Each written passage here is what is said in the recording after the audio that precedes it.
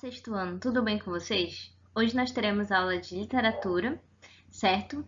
Nós continuaremos a trabalhar a obra Pantanautilus e nesta aula nós veremos os seguintes capítulos: 9, 10, 11, 12 e 13, certo? Nesta aula nós veremos a continuação da aventura da narradora no Pantanautilus, certo? Então vamos lá começar a nossa aula sobre a obra. Então, peguem o livro de vocês e abram na página 36, para que nós possamos começar a estudar o capítulo 9. Neste capítulo, nós veremos que a narradora, ela começará sua aventura propriamente, certo? E ela também dirá neste capítulo as sensações que tem debaixo d'água, como ela se sente, certo? E por vezes isso causa uma aflição, medo, certo?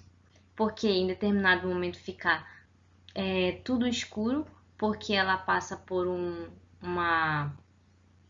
calote denso, que nós veremos agora ao ler o livro o que significa isso, certo? Então vamos lá começar a leitura, página 36, capítulo 9.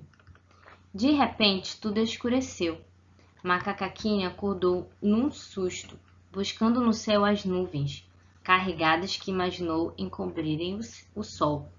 Na sua experiência de macaco e na minha de menina, nuvens escuras significavam chuva, mas acima das nossas cabeças era um enorme e denso camalote que cobria a superfície da água. Os camalotes são ilhas flutuantes formadas por plantas aquáticas emaranhadas, principalmente aguapés. Descem sem cessar os rios, lentamente, vindos de lugares que as pessoas desconhecem, indo emaranhar-se na galharia submersa ou agarrar-se às margens do rio, ou unir-se a outros camalotes. Se chegam ao seu destino, ou melhor, se tem destino, ninguém sabe. Sem saber o que fazer, consultei o guia para nada. Ele não ajudou muito, mas me disse coisas interessantes. Se algum dia tiveres a oportunidade de ser um camalote, não resistas, floresce. Oferece néctar e pólen aos insetos e beija-flores que se aproximarem. É indescritível a sensação de alimentar os animais com seu próprio corpo. E não deixeis de experimentar a sensação de ter teu destino guiado pelo rio.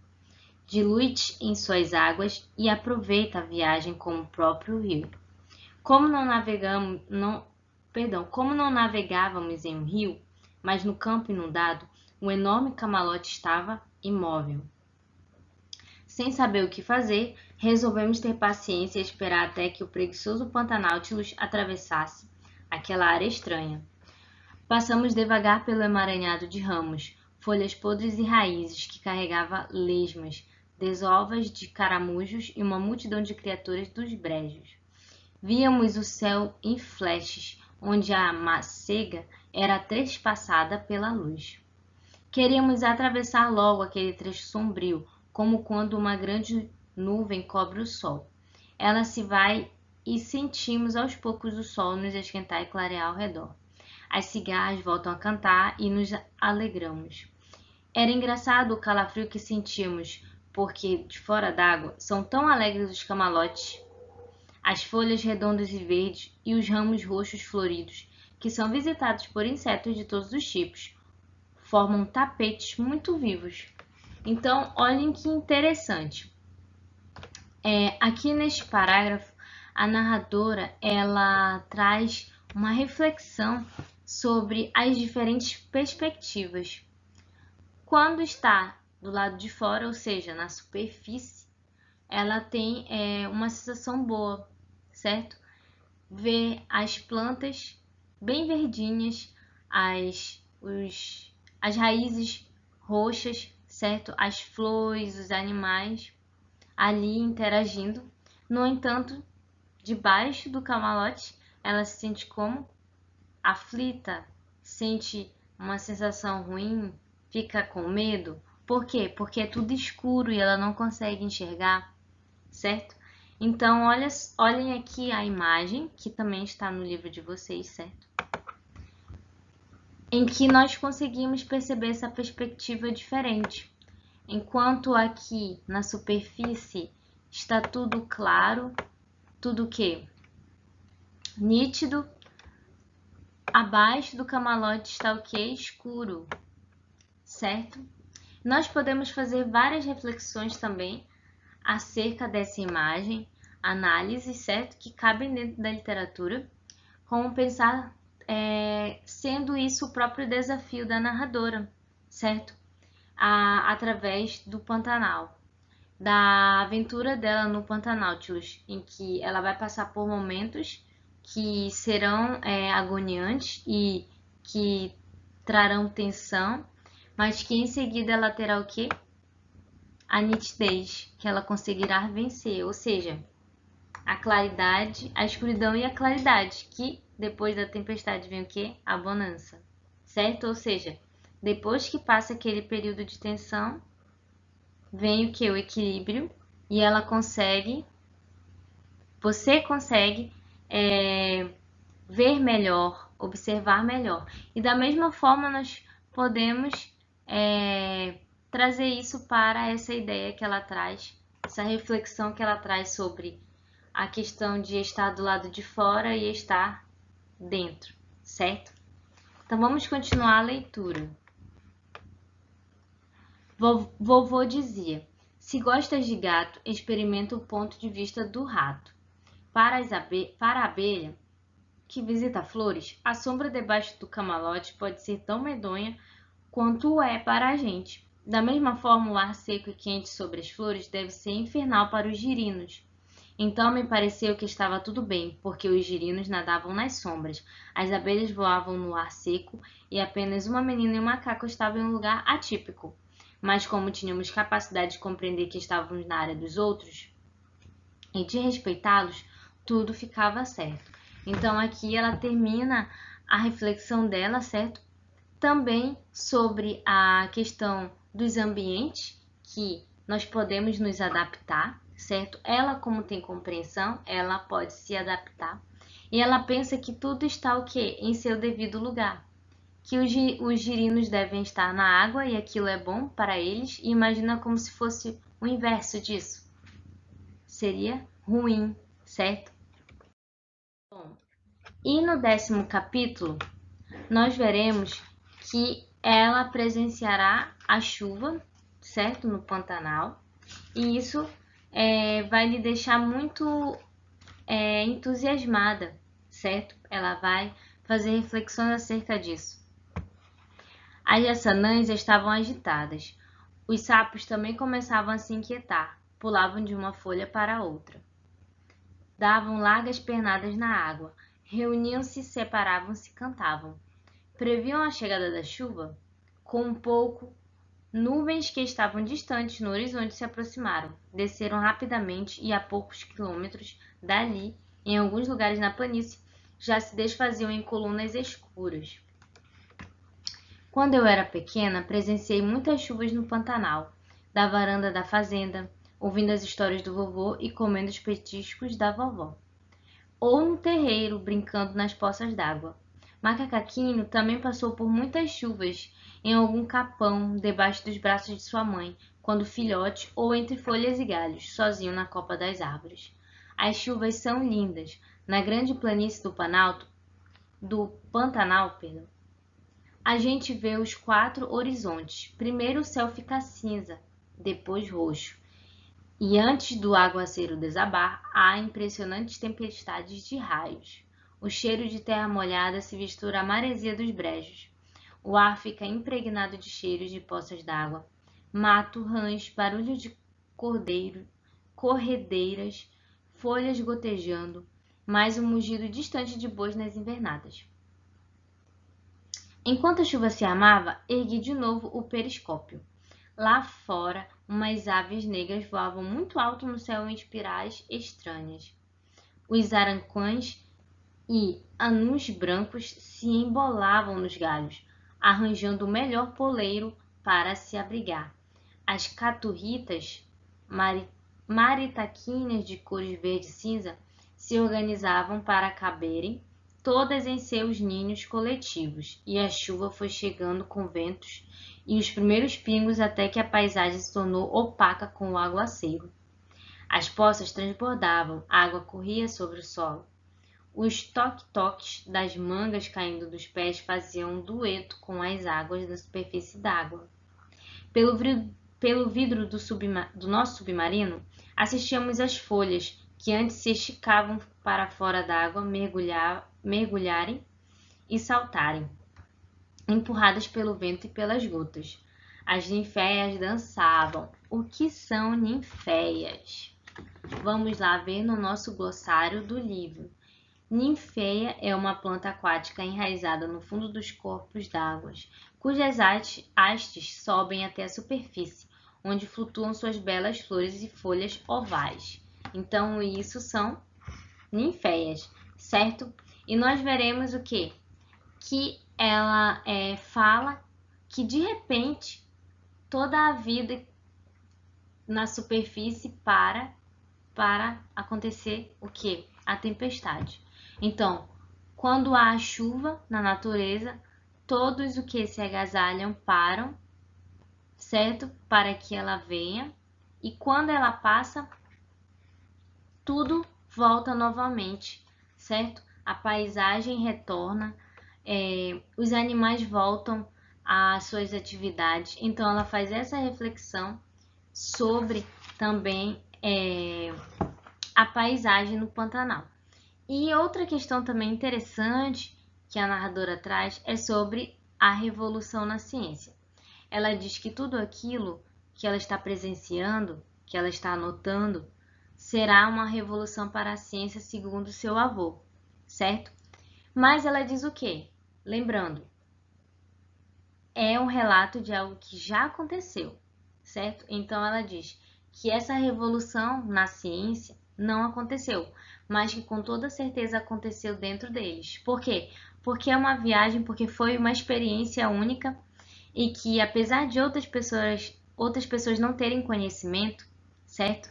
E de cientistas não terem tido acesso às informações, às coletas da narradora, mas que para ela e para o seu avô, assim como para o macaquinho, tudo aquilo foi fantástico e mudou totalmente o olhar deles para com a natureza e para com a vida em si, certo? Então, olhar de perto a natureza no Pantanal sensibilizou muito ela e muito mais o seu avô, certo? E no capítulo 11, nós veremos essa questão, certo? De depois que passa a tempestade, a natureza segue seu curso e tudo volta a ter vida novamente, certo? A ficar agitado. E ela vai descrever também as sensações que sente e que o que veria, ouviria, sentiria se estivesse na superfície, ou seja, após a tempestade. O que ela faria, certo? E o que ela comumente faz quando isso acontece. Então, ela interage, certo, com a natureza, apesar de não conseguir sair do Pantanautilus, mas ela sempre olha pelo periscópio o que está acontecendo, certo? E sempre lembrando das orientações do avô dela. Vamos ler então o capítulo 11, que é um capítulo curto, certo? Tão rápido quanto chegou, a chuva parou. As ninféias se aquietaram, a água ficou tranquila, exceto em um outro ponto, onde gotas caíam. Os sapos trocaram seus esconderijos nos cantos das plantas pelas poças que se formaram. Acionei novamente o periscópio. Os anuns brancos, molhados sobre os galhos, arrepiavam as penas e as penteavam com o bico. Eu não escutava, mas podia imaginar como o João de Barro, o sabiá e o bem-te-vi cantavam. E o cheiro de terra molhada, de manga madura e de café sendo coado em alguma fazenda para esquentar os peões. Apesar de o sol ter se escondido, o céu ficou claro de novo e ganhou um brilho que acendia as gotas d'água nas plantas e era refletido na terra molhada, nas poças e nos pântanos.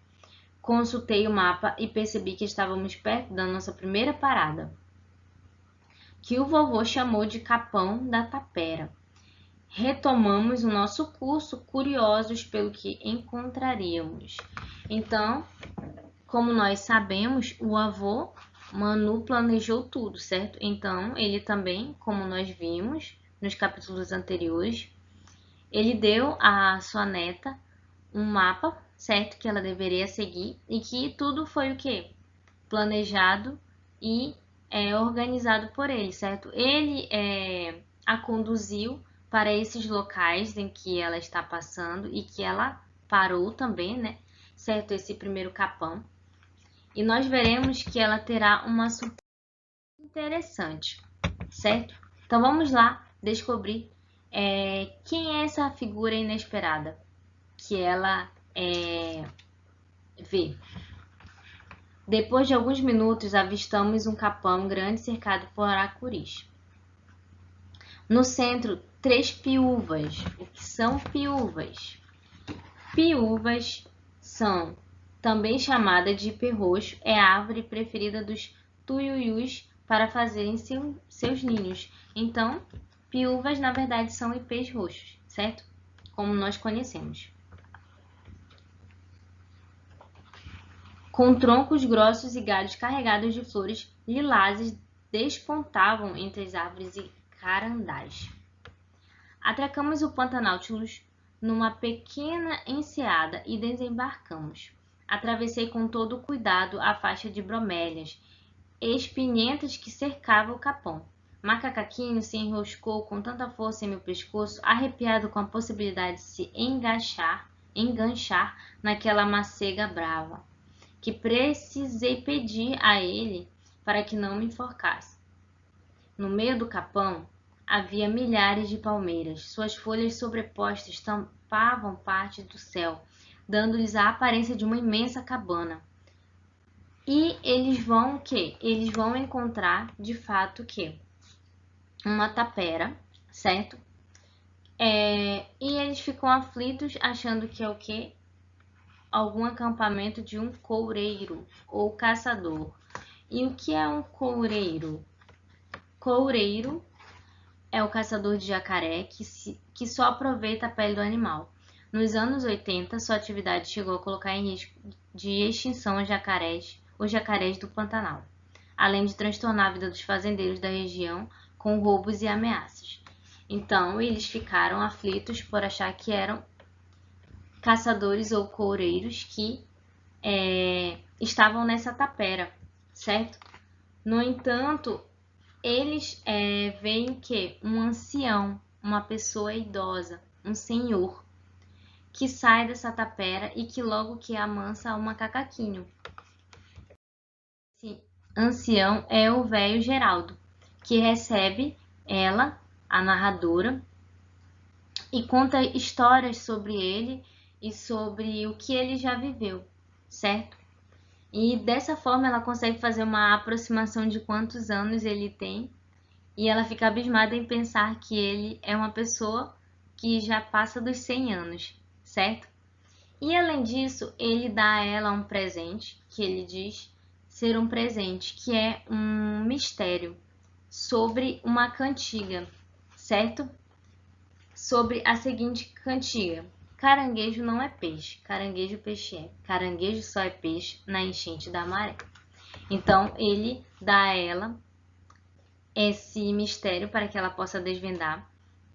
E ela fica abismada porque nunca pensou na cantiga como um mistério, mas como uma cantiga de roda, certo? E além disso, ele fala sobre a vida na natureza e na cidade e como ele não se adapta à cidade, certo? E tudo isso gera o quê? Uma reflexão, certo? A como ele conseguiu viver em harmonia com a natureza. Bom, e como atividade para casa, com base nos capítulos que nós acabamos de ver e estudar, eu proponho a vocês a seguinte atividade. Pesquise sobre os capões do Pantanal, escreva sobre suas impressões e ilustre o que imaginou ao ler os capítulos. Ou seja, você vai criar uma ilustração, assim como existem as ilustrações em cada uma em cada um dos capítulos, certo? Então você vai escrever sobre os capões, colocar suas impressões, o que você achou, o que você sentiu e vai fazer uma ilustração disso, certo? Bom, então é isso e até a próxima aula.